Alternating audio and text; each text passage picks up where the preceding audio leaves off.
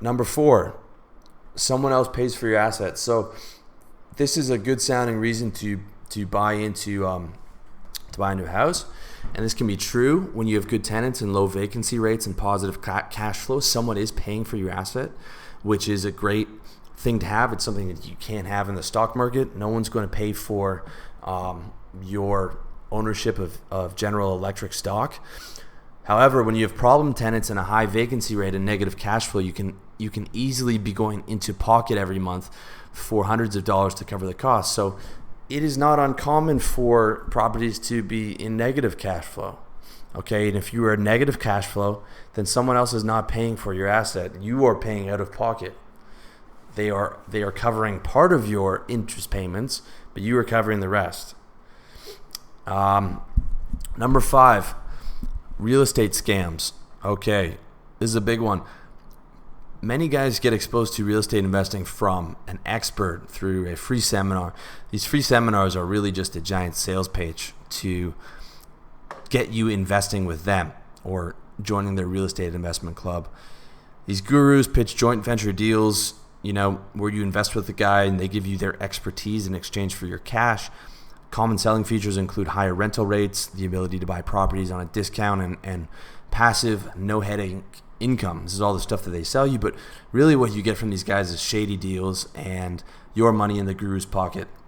I sold advertising for real estate investment magazine and website, and the guys that bought advertising from us were complete scumbags. Every guy that owned one of these real estate groups was a scumbag of the highest order, and they're usually guys who've been busted for some type of stock fraud before, were kicked out of the securities industry, were barred from the industry, and they just moved into real estate.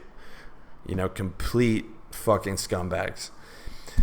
Number 6, house flipping. House flipping is another reason why people get into the market. They think it's a good option for them. And for guys who are seasoned negotiators, for tough negotiators with lots of home improvement skill, lots of time on their hands, decent savings, it is a decent option, okay? But it's a shitty option for the average guy with no skills, little free time, and lots of debt, because you're going to have to go out of pocket for the renovations, and if you've overpaid, your house flipping strategy is now worthless. If you are not an expert on your market and you've overpaid even a little bit, flipping your house is now going to be a complete waste of time. And the way I see it, house flipping is a part-time job at the least.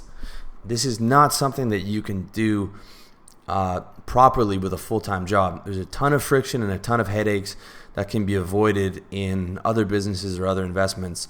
And you also have to factor in all the transaction costs that you could have amortized on a longer time frame, like your agent's commission and the real estate transfer tax and escrow costs and carrying costs and all these different things while the property is being remodeled. You've got to pay these things on the front end. You've got to pay the property taxes during and then on the back end when you flip the house. So there's a lot of costs that perhaps you might have missed. And unless you are an expert in your market, you time the market correctly, you're a seasoned negotiator, you have a ton of home improvement skills, you have a lot of time on your hands, you have a good amount of savings, and you're able to cover all these hidden costs that come up, you're not going to make money flipping houses, and you're going to put a lot of time into it and a lot of energy into it, and it's not going to pay off. In the wake of the housing crash, we've seen that increased protection for distressed sellers and warranty requirements for renovated homes. These are more things that are going to cut into your profit, at least in the U.S. And the other downside to house flipping is that selling a home that you've owned for less than a year is going to give you it's going to be taxed as ordinary income as opposed to cap gains tax.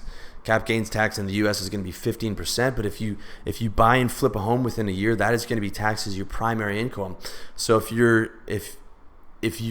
in a high income tax bracket or even a mid tax bracket, you could be looking at 30 to 50% tax on your profit, and that's this is minus all the other fees that you have to deal with.